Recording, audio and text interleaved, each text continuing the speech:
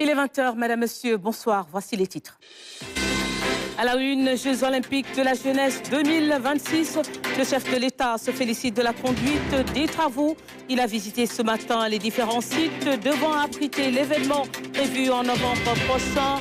Une deuxième visite en l'espace de 4 mois pour s'assurer du respect des délais requis. Aucun manquement ne sera toléré, a-t-il déclaré. Vous l'entendrez. La page Ramadan nous partage ce soir le jeûne chez les conducteurs de gros porteurs à Tamba. Ils s'adaptent malgré les conditions difficiles de travail, jour et nuit, sous la chaleur, parfois dans des conditions éprouvantes. Ces routiers maintiennent le flux des marchandises pour ravitailler les différents marchés. Nous sommes allés à leur rencontre. La communauté chrétienne également plein dans le carême, temps fort de prière et de recueillement. Les séances de dévotion se multiplient. Hier, une marche nocturne a été organisée par les jeunes de la paroisse Marie Immaculée des Parcelles Assainies à Saint-Paul de Grand-Yoff. Les mouvements en foulard maintiennent le rythme. Pas de relâchement, rien n'est de trop pour bénéficier des bienfaits de cette période de conversion. Restitution des biens culturels africains par l'Occident. Qu'en est-il pour le Sénégal? La rubrique culture pose le débat nouveau ce soir. Plus d'un siècle et demi après les indépendances, une grande partie de l'héritage du continent est encore conservée dans des musées européens. À l'étranger, justement, la mort du guide suprême iranien Ali Khamenei, 86 ans tué hier samedi au premier jour des bombardements israéliens et américains. Sa mort annonce son avenir nouveau et incertain pour l'Iran. L'analyse de la rédaction à suivre en fin d'édition.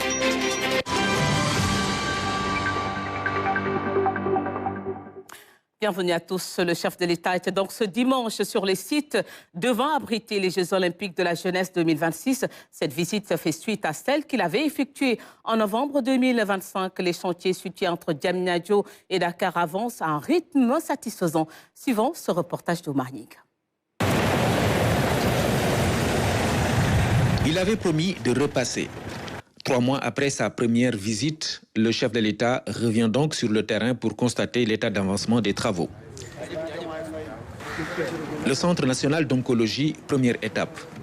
L'infrastructure hospitalière de dernière génération qui est en train d'être érigée ici est stratégique pour l'organisation des prochains Jeux olympiques de la jeunesse. Cette structure est prévue pour être au sommet de la pyramide sanitaire à Diamniadio pour les Jeux olympiques. Il recevra les athlètes qui sont évacués des sites. Il recevra également ceux qui viendront en consultation à partir du village olympique. Donc il devra répondre à 2 impératifs. Les impératifs de proximité, être à moins de 10 minutes donc, du village olympique, et des impératifs techniques. Il devra nous fournir en services médicaux, en services chirurgicaux, surtout un service d'accueil des urgences performant, une réanimation performante, et également un service d'ambulance qui nous permettra d'évacuer donc les patients qui en auront besoin vers les autres structures de référence à Dakar. L'état architectural, je pense, à peu près à 15%. Et ensuite, on a toutes les installations techniques que vous voyez qui sont aussi à un certain niveau d'avancement. Si on somme la totalité des avancements, on est à 45% sur le global. Non loin du centre d'oncologie, le village olympique. Nous sommes dans le campus social de l'université Amadou Mahtar Mbow. Ici, un grand bond est noté. 45% au mois de novembre. Les travaux sont aujourd'hui à 81%. La visite a permis de constater la qualité du chantier qui met en évidence un confort aligné aux exigences requises. Avec ce dispositif, les athlètes et leur personnel d'encadrement seront dans les meilleures conditions possibles dans ce village olympique. Dans le pôle urbain de Diamniadio, il y a aussi le centre équestre olympique. Sous la tutelle de la gendarmerie, le site offre un bon cadre de compétition. Pour preuve, les carrières et autres chantiers ciblés par les JOJ ont été récemment homologués. La carrière de compétition, elle est terminée à 100%. La carrière d'entraînement, pareil, et cette carrière de longe. Les écuries aussi sont terminées à 100% et bénéficient d'une homologation des comités qui était là, qui avait cette charge, donc le CIO. Les tribunes qui sont là, de 500 places, ont subi un retard. Et nous, quand même, ce retard est dépassé. On est en train d'exécuter selon un nouveau planning qui va nous acheminer en fin mars à la livraison complète de tous les travaux. Après Diamniadio, Dakar, direction Iba Mar Diop. Le stade emblématique a complètement changé de visage en l'espace de 3 mois. À ce niveau des travaux, l'évolution est satisfaisante. Ça, c'est la tribune au 2 novembre. Lorsque vous étiez là, on avait commencé à préassembler les éléments de tribune. Et ça, là, c'est l'image d'aujourd'hui. Avec tout ce que vous voyez, en 4 mois, on a pu finaliser totalement la toiture, avancer à l'intérieur sur toute la partie courant fort, courant faible, éclairage, carrelage là-dessus. Les aires de jeu, on a fini aujourd'hui tout ce qui est traitement. Il a fallu faire des purges assez importantes à ce niveau-là pour pouvoir traiter le sol qui était très très mauvais du fait de l'occupation des mécaniciens. Ça a été fait, on a mis les couches qu'il fallait, la couche drainante, les caniveaux pour récupérer les eaux tout autour du stade et aujourd'hui, et même le système d'arrosage automatique. L'autre évolution aussi qu'on peut noter, Excellence, Monsieur le Président, c'est au niveau du terrain qui est derrière, le terrain de handball, où à l'époque on commençait juste de poser. Là aussi, toute la partie charpente est terminée et dans un délai de 15 jours, ce sera exactement comme ça. On va finir de poser toute la partie toiture sur ça. Donc, grosso modo, Excellence, c'est vraiment les évolutions majeures. Et comme je l'ai dit, aujourd'hui, on est à 90% d'avancement. Les engagements sont également maîtrisés au niveau de la piscine olympique. Le président de la République, Bassirou Diomaye Faye, a vu un ouvrage de qualité qui commence à prendre forme. L'étanchéité est finalisée à 100%. Il nous reste le marquage qui est très précis, le marquage au sol.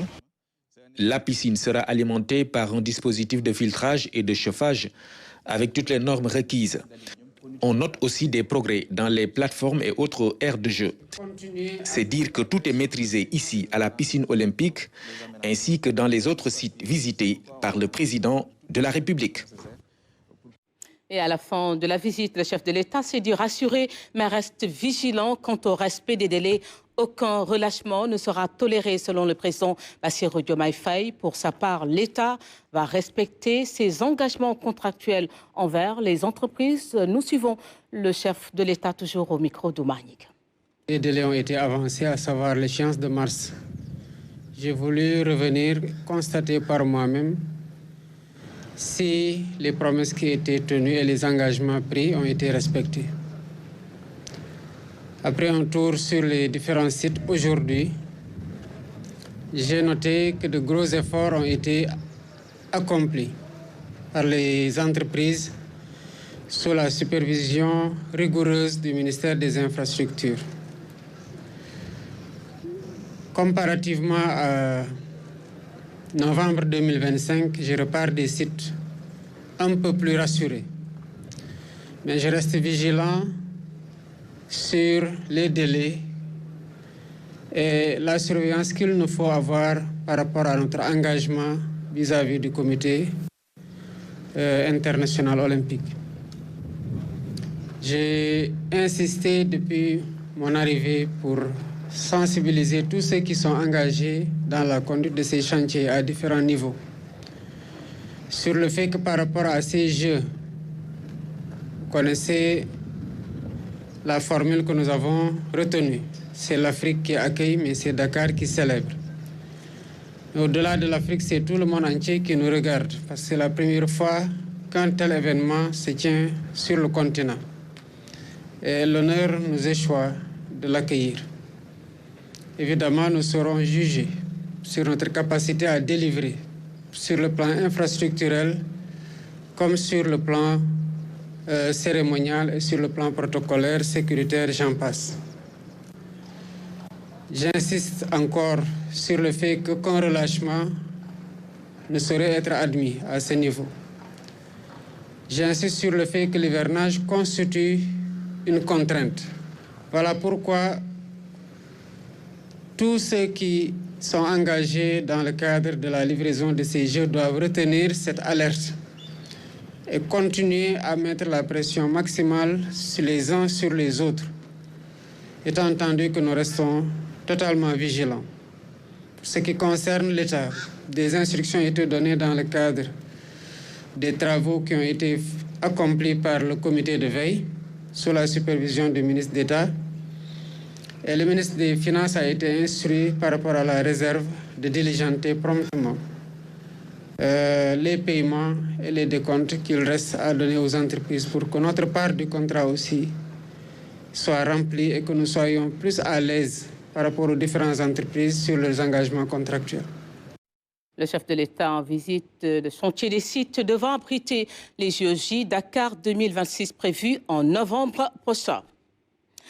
Permettre à chaque Sénégalais d'accéder à un logement à un coût économiquement soutenable, c'est l'objet de la stratégie nationale de logement. Le secrétaire d'État Momar Talla a expliqué les mesures prises dans ce sens lors de l'émission Point de vue de ce dimanche. On l'écoute. Nous avons au sein du ministère plusieurs programmes. Nous avons un projet 30 000 logements qui a été validé et qui va aussi porter sur, qui va aussi attirer notre attention en termes déjà d'orientation, de mise en œuvre, parce que nous avons la charge de pouvoir faire en sorte que ce projet puisse réussir. Nous avons également cette initiative, les cités de la transformation, mais rappelez-vous que nous avons une lettre de politique sectorielle qui déjà définit l'ensemble des objectifs, mais aussi des orientations pour que la prise en charge des préoccupations des Sénégalais définies dans le cadre de la vision 2050 soit bien matérialisée. Et je pense que le travail qui est en train d'être fait, c'est de faire en sorte que nous puissions développer le partenariat multi-acteurs et multi-échelles, et faire en sorte que tous les acteurs autour de l'écosystème du logement soient mobilisés et pour que nous puissions permettre à chaque Sénégalais de pouvoir accéder à un logement, soit par la location simple, soit par l'accès à la propriété, et ainsi de suite. À la grande mosquée de Dakar, l'association Oasis sociale et religieuse de la famille omarienne a organisé la 21e édition de la Salat al-Tashbir.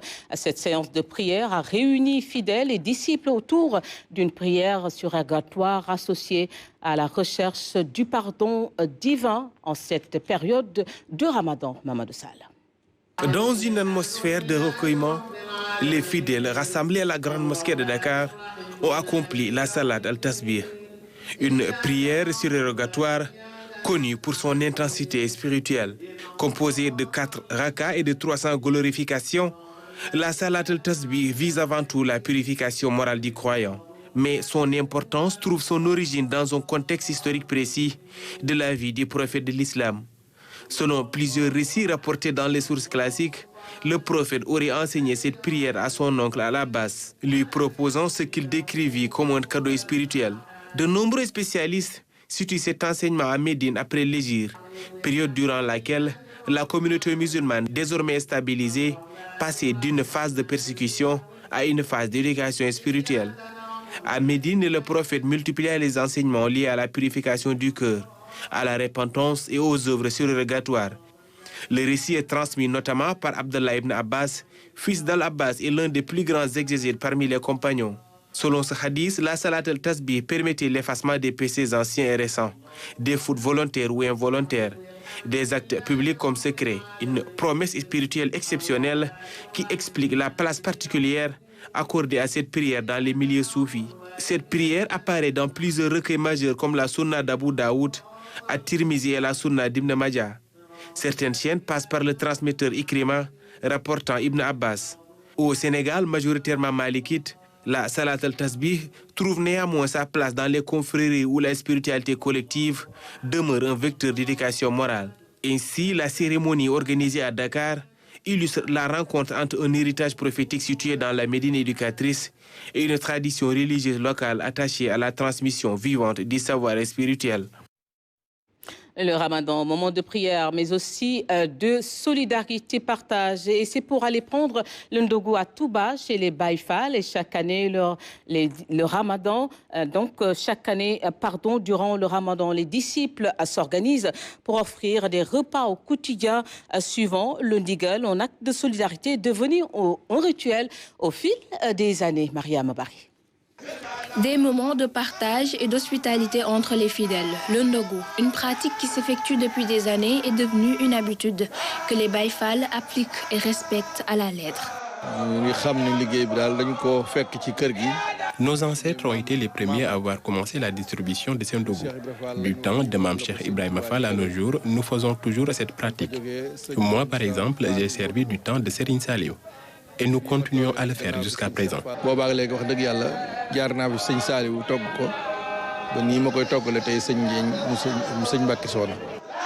Pour les plats servis, les fidèles soutiennent qu'au début, ils avaient commencé à préparer du riz, puis les plats varient avec le temps. Pour leur préparation, hommes et femmes, tous s'activent.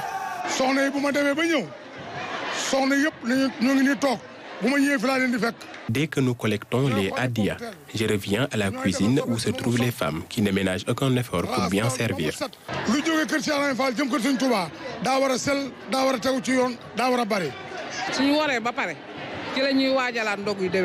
Dès que le ramadan se termine, nous nous préparons déjà pour le ramadan de l'année prochaine.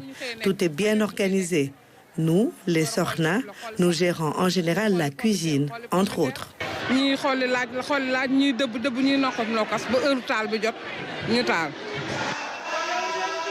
Leur guide appelle aussi aux Baye Fall de continuer d'accomplir leur mission avec piété, sérénité et discipline. Le ndogu consacre la rupture du jeûne à Tamba, carrefour stratégique du corridor Dakar-Bamako. Pas de changement noté durant cette période. La région vit au rythme des conducteurs de gros porteurs qui traversent la ville jour et nuit sous la chaleur, parfois dans des conditions éprouvantes. Ces chauffeurs routiers maintiennent le flux des marchandises et participent à l'approvisionnement des marchés en ce mois de Ramadan et de Carême. Mamadou Sakiné est allé à leur rencontre. Alignés en bordure de route, les camions maliens observent une trêve imposée par l'heure et par la foi. Bamba Amidou, routier malien et habitué du corridor Dakar-Bamako, a lui aussi marqué un arrêt. Quelques minutes pour se restaurer, s'hydrater et reprendre des forces avant de poursuivre son trajet. Il y a des jours qui sont faciles, il y a des jours qui ne sont pas faciles. Mais on se débrouille pour gêner, Parce qu'il y a des jours, il y a beaucoup de soleil. C'est des jours là, souvent ça nous fatigue, mais on se débrouille pour maintenir. Souvent si on est fatigué, on gare un peu le camion, puis on se repose un peu en même temps et puis on va partir. Un peu plus loin, un petit groupe de chauffeurs savoure la fraîcheur de la soirée après une longue journée de conduite. Les visages tirés par la fatigue mais aussi par la faim témoignent de l'épreuve que représente le jeûne sur la route. Jeûner tout en conduisant sous cette chaleur n'est pas simple. Cependant, le plus difficile pour nous reste souvent la rupture du jeûne. Sur la route, nous n'avons généralement que du pain, du café touba ou du kenkiliba pour nous restaurer. En dehors du ramadan, cette contrainte ne s'oppose pas.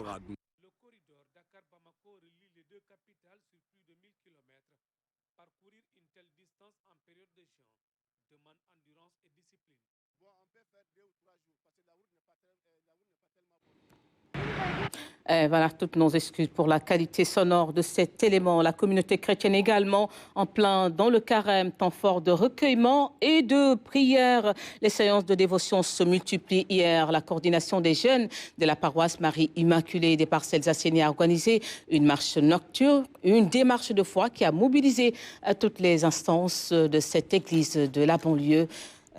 Suivant ce reportage de Louis Pizza.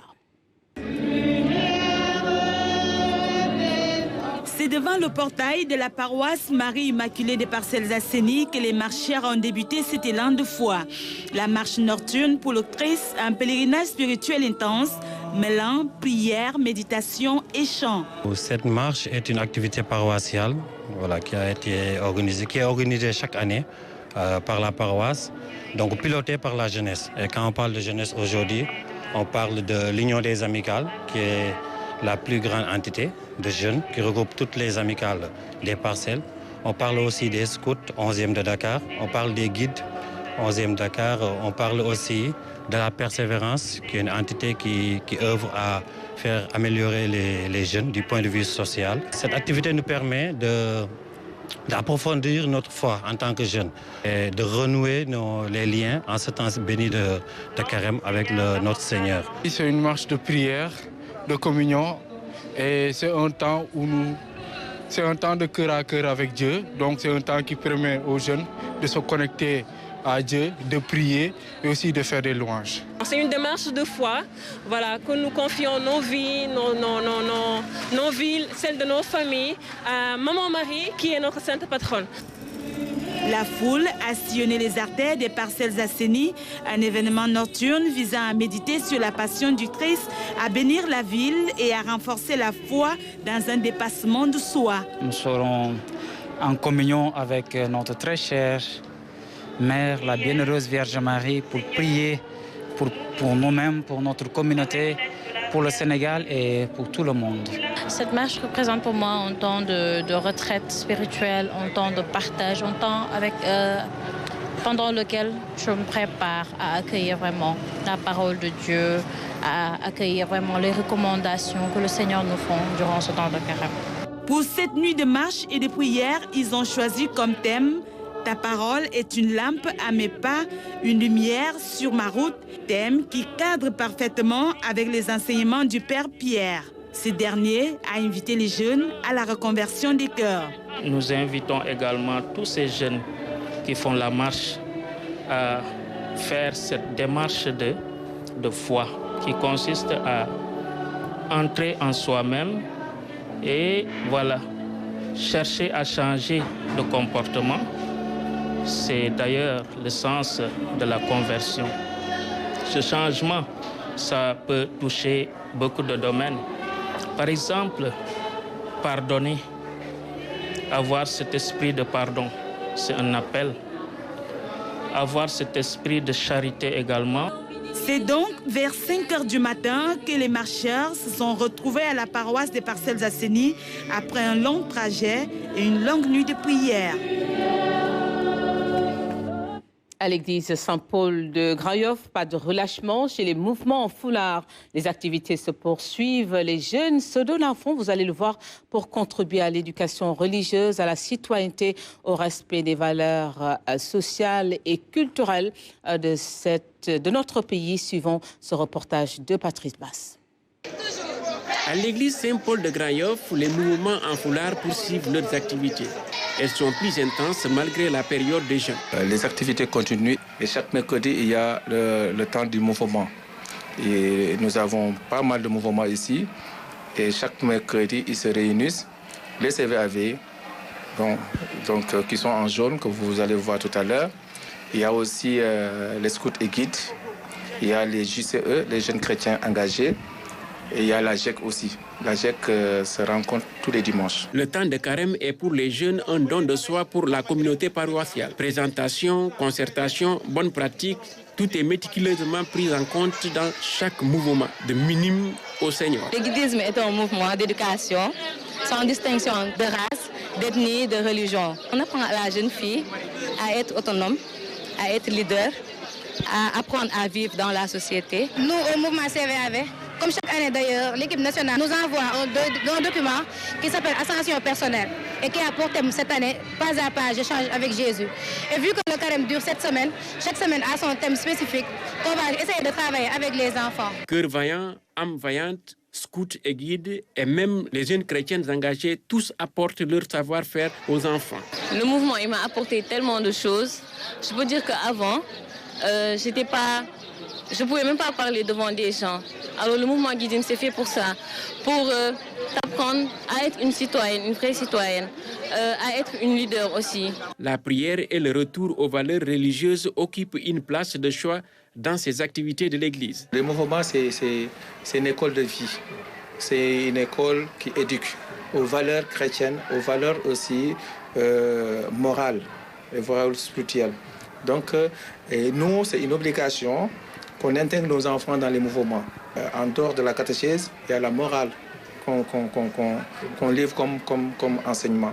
Donc ça, c'est faire revenir vraiment nos valeurs, surtout nos valeurs culturelles, nos valeurs ancestrales, nos valeurs traditionnelles, mais nos valeurs aussi spirituelles. Pour être en phase avec le thème triennal de cette année, pour une église synodale et autonome au service de la justice et de la paix, plusieurs activités sont prévues. Au niveau de la base, de la paroisse, nous sommes en train de faire vraiment pas mal d'activités pour atteindre les jeunes, pour aussi les sensibiliser par rapport au thème. Et c'est pour cela qu'on a dit, voilà, on va marcher ensemble avec les autres religions, surtout avec nos amis musulmans, organiser ce tournoi pour consolider les liens. Un appel est lancé aux jeunes pour participer à ces moments de communion et de partage. Nous avons une autre activité qui est de faire un partage de ndogu. Le partage se fera avec nos frères musulmans. Nous sommes dans le moment de carême. Eux, ils sont dans un moment comme le ramadan. Dans cette même mouvance de synodalité au niveau de l'Église, on appelle tout le monde de venir nous rejoindre. À travers ces activités, l'Église participe à l'éducation civique et à la citoyenneté des jeunes. Et les mouvements y contribuent à leur manière.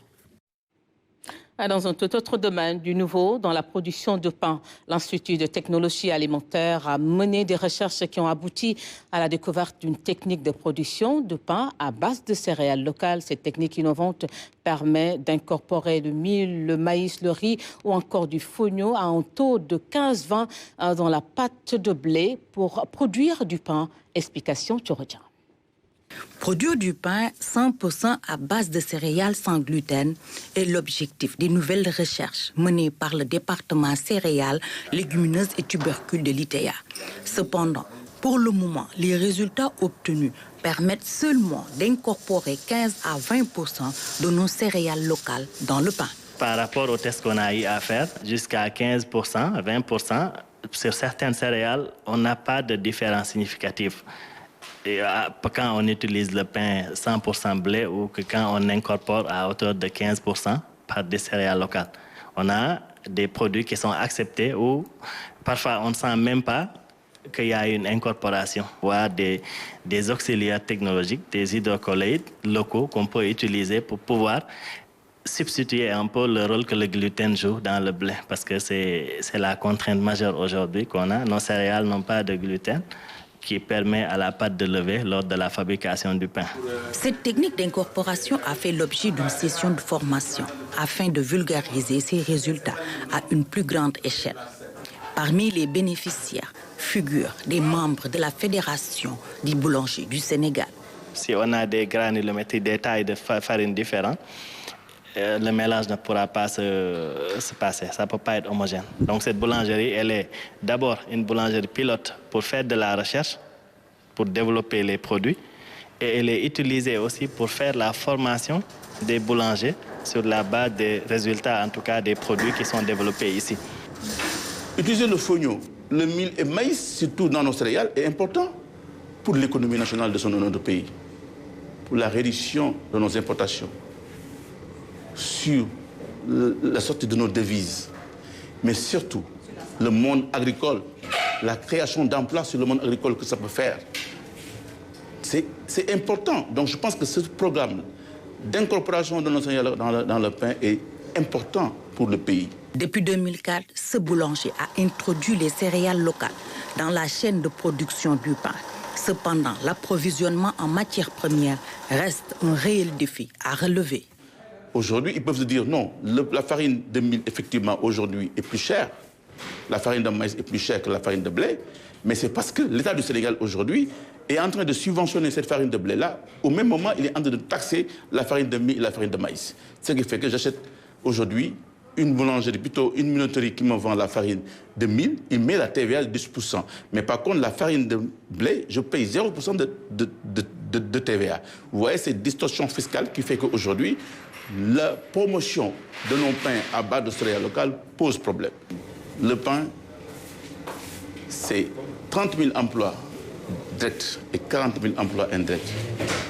Le pain au Sénégal, c'est plus de 14 millions de baguettes.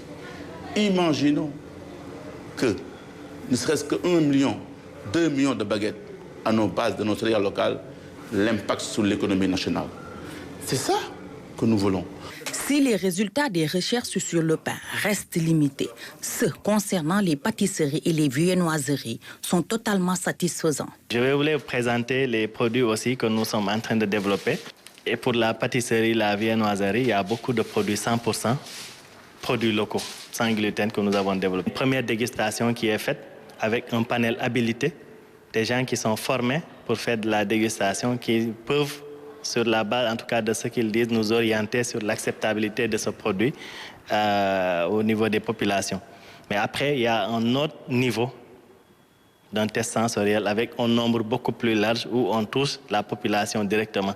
Donc il y a des endroits où parfois on va au niveau de certains marchés ou au niveau de certaines zones dans les foires ou autres parce qu'on a besoin de toucher des citoyens lambda qui nous permettent d'apprécier. Donc c'est un processus scientifique très rigoureux qui a une méthodologie déterminée. Donc tout produit qui sort ici, ça passe par ces étapes-là pour pouvoir être en tout cas transféré au niveau des unités de transformation. Les pains à base de mie, maïs, riz ou fonio apportent à notre organisme des nutriments essentiels, fortement recommandés par les spécialistes de la santé. Oui, le fonio est important. Le fonio, nous avons des acides aminés qui jouent sur déjà la peau, sous les cheveux. Le fonio est important pour la réduction du taux de glycémie. N'est-ce pas? Le fonio est important pour la digestion. Tout ça, c'est des apports importants pour qu'on puisse prendre notre céréale locale dans la planification. À l'Institut de technologie alimentaire, les recherches se poursuivent activement. L'élaboration d'un procédé permettant de produire du pain 100% à base de céréales locales constituerait un atout majeur pour notre pays. Les fonds alloués à l'importation de blé pourraient être ainsi réinvestis dans le secteur de l'agriculture afin de renforcer la production céréalière locale et réduire ainsi la dépendance.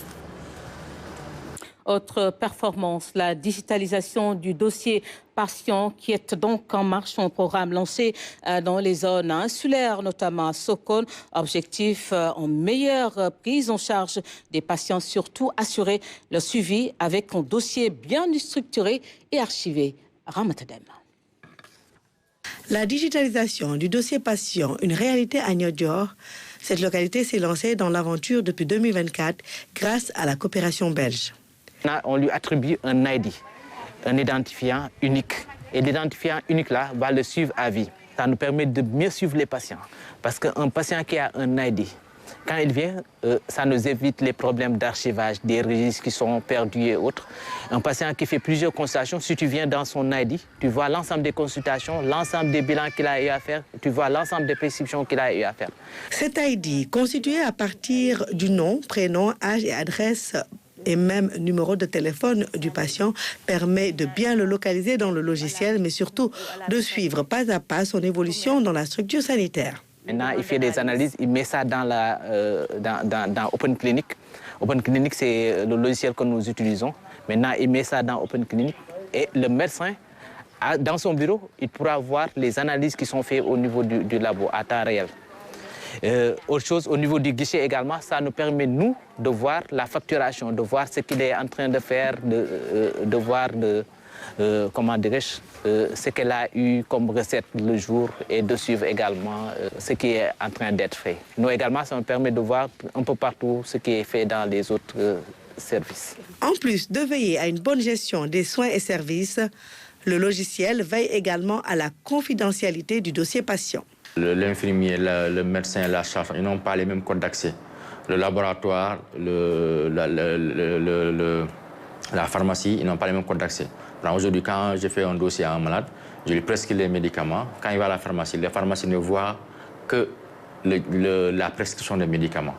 Il lui fait la délivrance. Le labo ne voit que la prescription de bilan. Il lui fait les analyses et les résultats sont versés dans son dossier.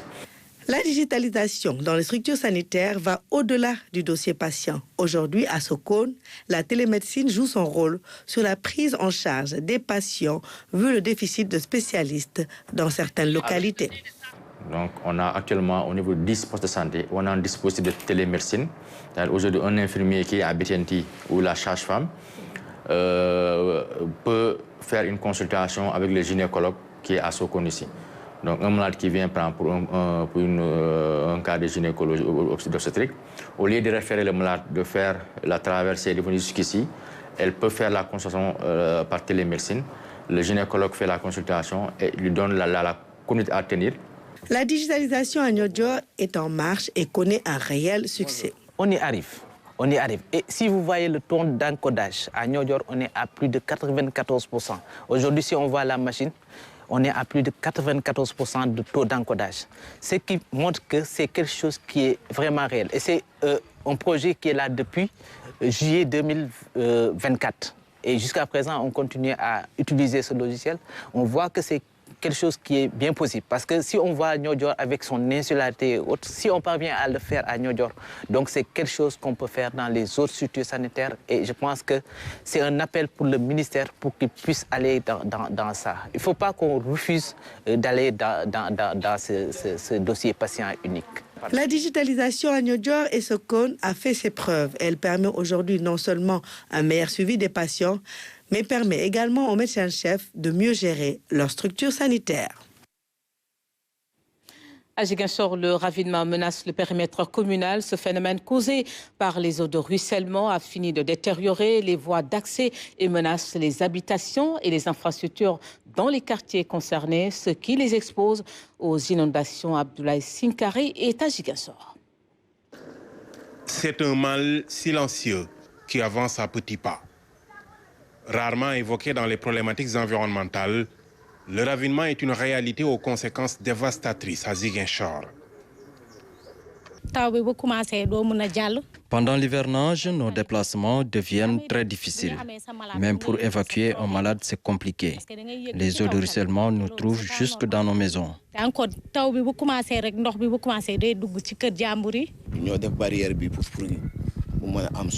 Pendant l'hivernage, nous aménageons des passerelles avec des branches d'arbres pour permettre aux riverains de passer. Avec les pluies, les ravins deviennent très profonds. L'Indian n'est pas mieux loti. Ici, les eaux de ruissellement ont fini par créer un canal à ciel ouvert qui oblige les riverains à ériger des ouvrages de franchissement. Auparavant, on rangeait les briques en guise de passerelle, mais c'était très précaire. Finalement, on s'est mobilisé pour ériger ce pont. Le ravinement peut être défini comme la formation de ravins ou de sillons lors d'un processus d'érosion hydrique intense. Abdou Sané est géographe environnementaliste et s'intéresse à la question. Au niveau de l'aléa hydrométéorologique, il y a ce qu'on appelle communément les inondations et qui correspondent au nord-ouest de la commune de Ziguinchor. Mais pour le reste maintenant, en l'absence d'infrastructures de drainage des eaux de pluie, ce sont les eaux qui créent leur propre passage selon la topographie du milieu. Et c'est ce qui fait que sur toutes les pentes, vous avez cette eau qui érode toute la surface. Dans les quartiers concernés, des habitations sont menacées ainsi que des installations diverses.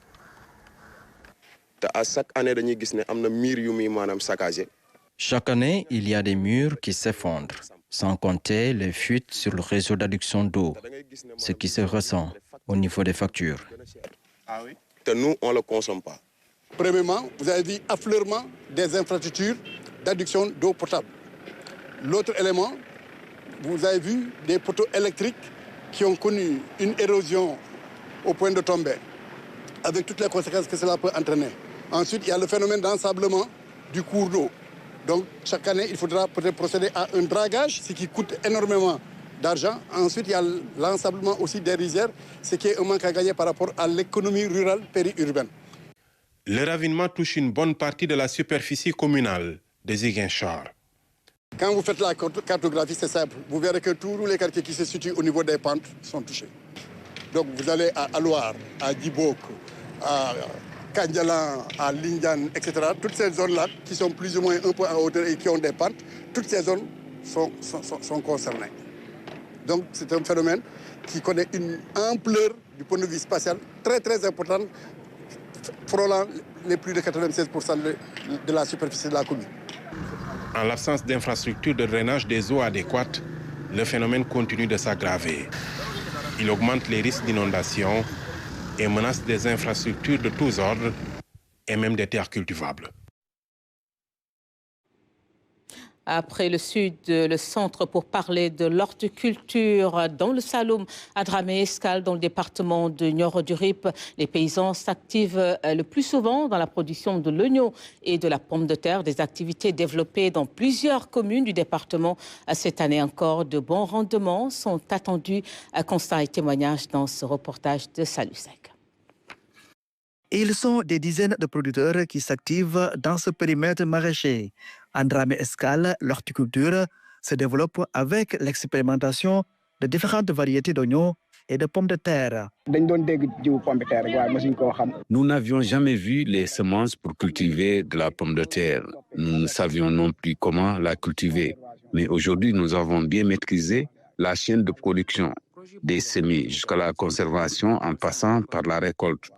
Nous avons compris aujourd'hui les différentes procédures. Ces activités, jadis concentrées dans la bande littorale des Niayes et la vallée du fleuve Sénégal, connaissent aujourd'hui un franc succès dans le département de Nioro-du-Rip. Ceci grâce à l'accompagnement des services du ministère en charge de l'agriculture à travers le projet Gounyembaye. Il est bien possible de produire l'oignon et la pomme de terre dans le Saloum. L'année dernière, nous avions réalisé un bon rendement. Pour la pomme de terre, les producteurs avaient récolté 30 tonnes à l'hectare.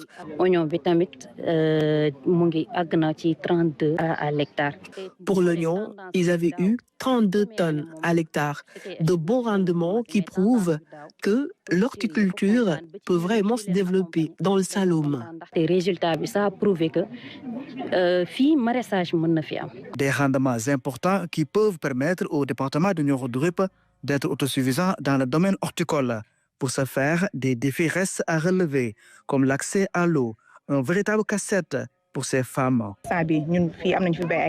Certaines femmes ont cultivé le poivron et la tomate, mais malheureusement, leur croissance pose problème à cause des difficultés liées à l'accès à l'eau. Si nous avons de l'eau disponible, nous pouvons réaliser l'autosuffisance en légumes dans cette zone.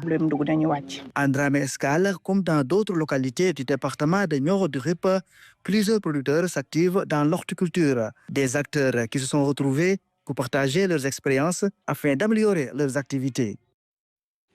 Autre bonne nouvelle, une unité de production d'électricité basée sur la valorisation des résidus rizicoles a été officiellement mise en service à Tchilène, dans la région de Saint-Louis. Cette infrastructure vise à renforcer l'autonomie énergétique des acteurs agroalimentaires tout en réduisant les charges liées à la transformation du riz. Une bonne nouvelle pour l'agriculture et les communautés riveraines. Bakary Damassi. La réception de cette centrale d'électricité par gazéification de balles de riz dans le village de Tchilène, situé à 40 km à l'est de Saint-Louis, va permettre de réduire le coût de fonctionnement. Elle va aussi garantir la gestion de résidus, la production de biochar pouvant être valorisée localement pour l'amendement des sols. Les besoins en énergie dans le secteur sont très importants, pour toute industrie d'ailleurs qui est en exercice au Sénégal, enfin qui opère au Sénégal.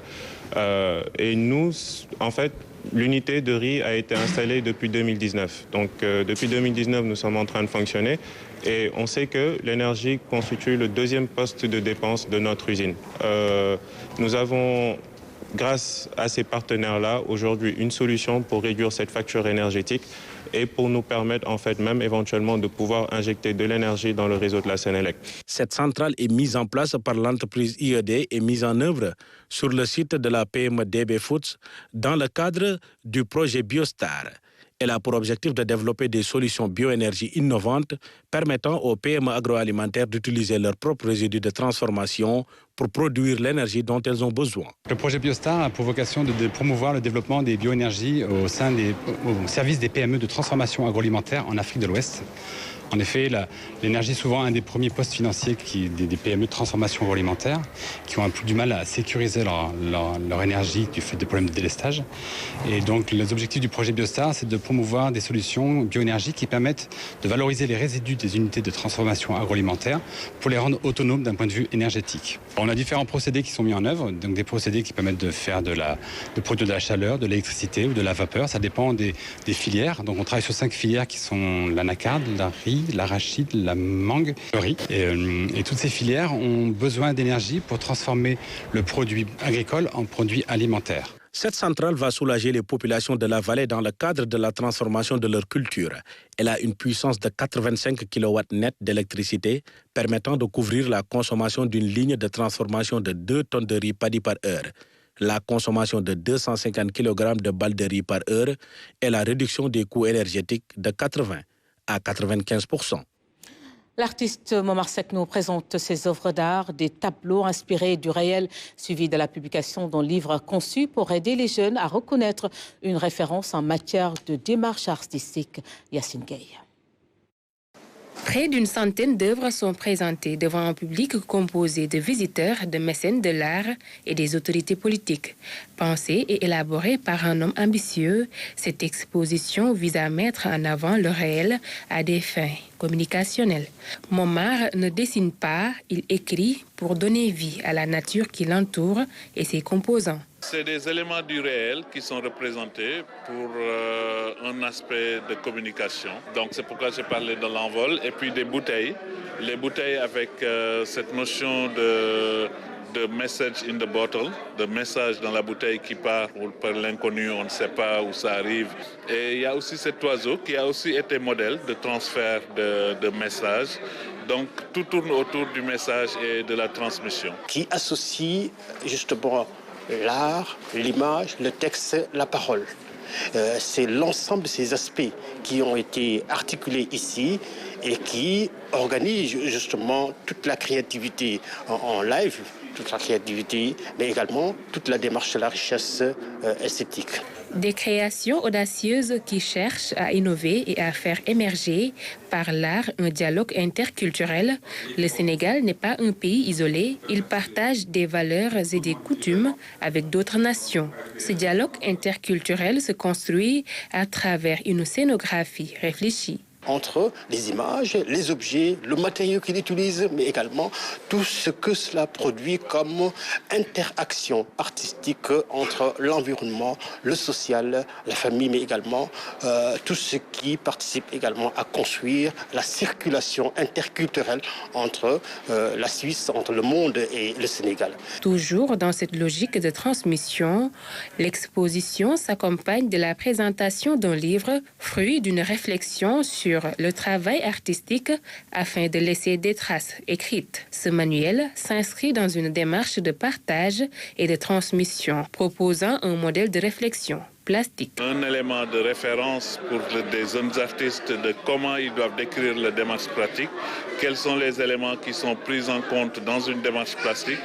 qu'est-ce que l'artiste peut parler ou expliquer de manière claire dans sa démarche. Et donc, en réalité, c'est plutôt un manuel scolaire. Dans cette ambiance colorée se cache une histoire, des mondes distincts, mais unis par l'art et la culture. La restitution des biens culturels africains spoliés en contexte colonial s'impose aujourd'hui comme l'un des grands débats sur la mémoire, la justice et la souveraineté. Une grande partie de l'héritage du continent demeure conservée dans des musées européens plus d'un siècle et demi après les indépendances. La rubrique culture de ce dimanche s'intéresse aux enjeux historiques, juridiques et politiques de la restitution du patrimoine africain avec une question centrale. Où se situe le Sénégal dans cette dynamique? Modou Ndiaye. Longtemps, au nom de l'universalisme de l'art, les collections africaines conservées dans les musées occidentaux échappaient à toute remise en cause. Cet universalisme invoqué pour justifier la présence massive d'œuvres extra-européennes, loin de leur continent d'origine, ne souffrait guère de contestation. Ce qui apparaissait hier comme une certitude muséale est aujourd'hui interrogé, discuté et contesté. Derrière les vitrines bien éclairées, montent désormais des revendications politiques, symboliques et mémorielles de plus en plus affirmées. En Afrique de l'Ouest surtout, c'est parce que nous avons quand même des régimes souverainistes, donc qui se disent souverainistes, et qui peut-être ont une autre voix à faire entendre sur la question. L'histoire des demandes de restitution ne date pourtant pas d'hier. Dès les années 60, au lendemain des indépendances, des voix africaines s'élevaient déjà pour réclamer le droit au patrimoine. Parmi elles, Amadou Makhtar Mbow, ancien directeur général de l'UNESCO, appelé en 1978 à un rééquilibrage des patrimoines mondiaux. Mais un tournant décisif intervient en 2017.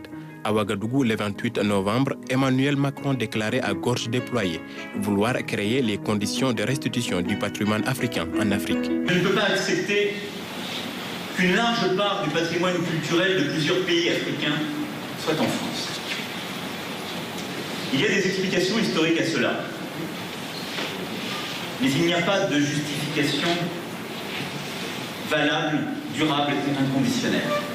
Aujourd'hui, près de 95% du patrimoine culturel africain ancien se trouverait hors du continent.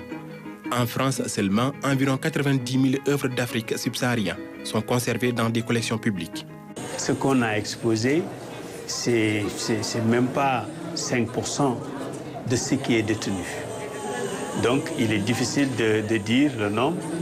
À ce jour, notre pays n'a pas formulé de demande officielle de restitution. Pourtant, certains retours ont marqué. En 2019, après des années de mobilisation menées par la famille omarienne, le sabre d'El Hadj Omar Foutiyou Tall a été restitué. Un symbole fort mais isolé, car le trésor de ces gouttes dont ce sabre fait partie comprend encore d'autres pièces conservées en France. Autant de fragments de notre histoire qui attendent toujours.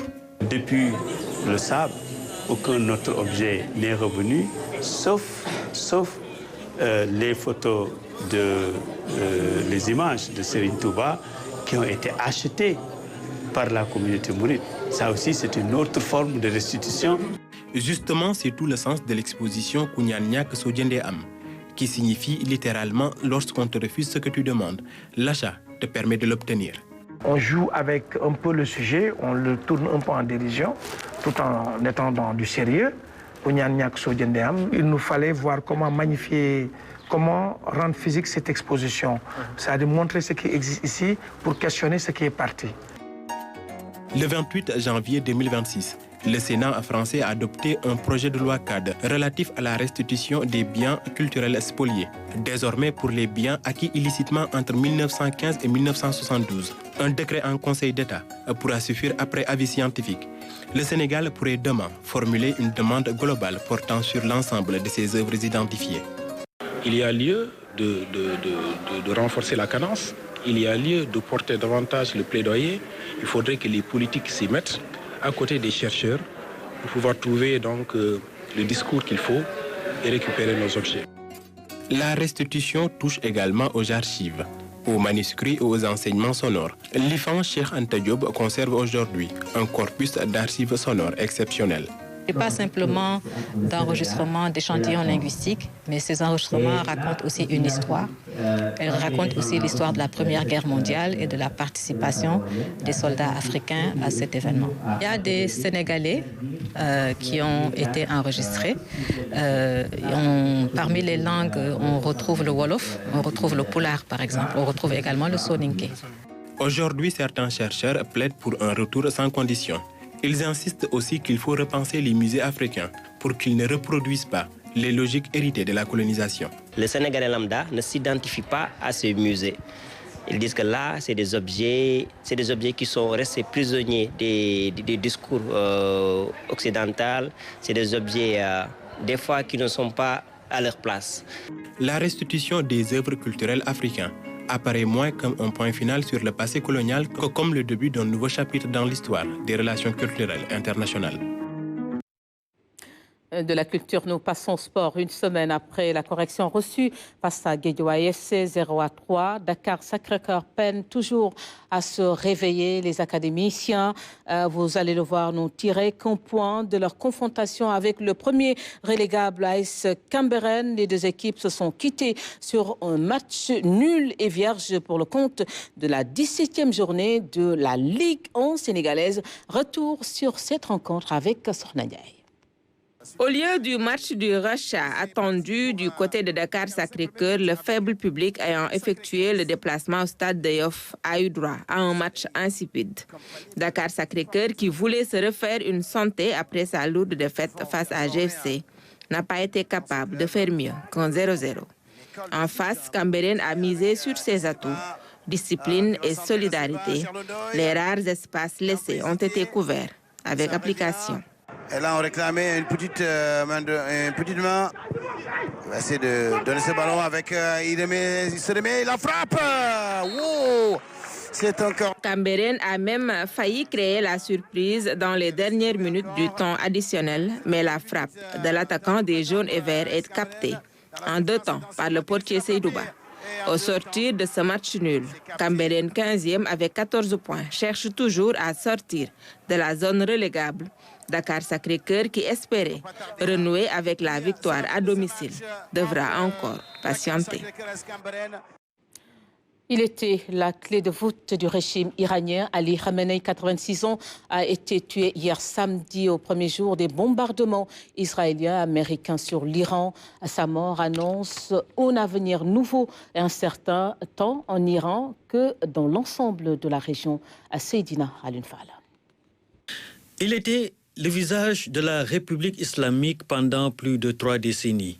L'ayatollah et guide suprême de la révolution islamique Ali Khamenei, 86 ans au pouvoir depuis 1989, est mort ce samedi 28 février dans les frappes aériennes menées par Israël et les États-Unis qui ont détruit sa résidence dans le centre de Téhéran. En riposte à cette attaque, lors de laquelle plusieurs hauts responsables iraniens ont péri, la République islamique a lancé des frappes tous azimuts contre plusieurs pays voisins, notamment ceux abritant des bases américaines et Israël, où 9 personnes ont été tuées dimanche selon les secours. L'État hébreu, après s'être coordonné avec les États-Unis, aurait largué une trentaine de bombes sur le bâtiment où se trouvait Khamenei dans les premières minutes de l'assaut. L'armée israélienne poursuivait ce dimanche ses frappes contre des sites militaires iraniens visant des lanceurs de missiles balistiques et la défense antiaérienne de la République islamique. Selon le Croissant Rouge, plus de 200 personnes ont été tuées dans le pays depuis le début des attaques. La mort de Khamenei est un événement politique qui s'apparente à un séisme dans l'histoire iranienne. Elle soulève pour beaucoup d'observateurs une question critique. La disparition des hauts dirigeants déclencherait-elle une vague de réformes institutionnelles ou libérera-t-elle au contraire des forces politiques incontrôlables qui accentueront la répression et déchireront le pays? La disparition d'Ali Khamenei constitue un tournant historique pour la République islamique et pour le Moyen-Orient qui l'a largement marqué de par son empreinte. Mais elle ne signifie pas pour autant l'effondrement du régime selon bon nombre d'observateurs. Son assassinat a été anticipé, ses potentiels successeurs désignés avec un objectif de tenir la ligne et de préserver le legs. La télévision d'État a annoncé ce dimanche que 3 hauts responsables, dont le président Massoud Pezeshkian, assureront la transition en attendant. L'élimination de Khamenei vise à minimum à provoquer un choc au sein du régime afin de contraindre son successeur à faire des concessions que le guide ne pouvait pas faire. Cette stratégie semble compliquée compte tenu de la résilience de l'appareil qui peut s'appuyer sur des centaines de milliers de personnes. Le pari américano-israélien est qu'il puisse commencer à se disloquer sous l'effet conjugué des frappes, de l'élimination de ses responsables les plus durs, des rivalités internes, voire de la pression populaire.